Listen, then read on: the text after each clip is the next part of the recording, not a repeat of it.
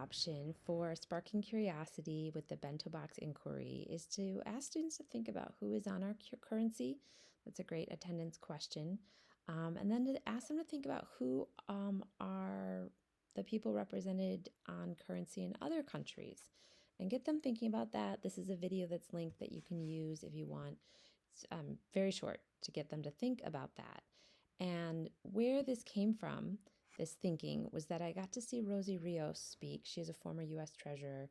She spoke at the League of Women Voters Convention in 2018 in Chicago.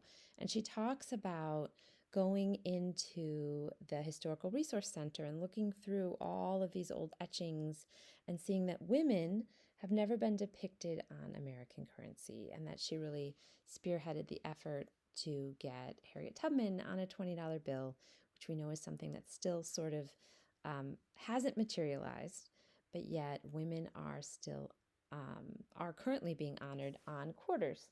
And so that will come up in one of the steps of the Bento Box inquiry. But something that you can think about is, a moment when you realize that you were missing out on something.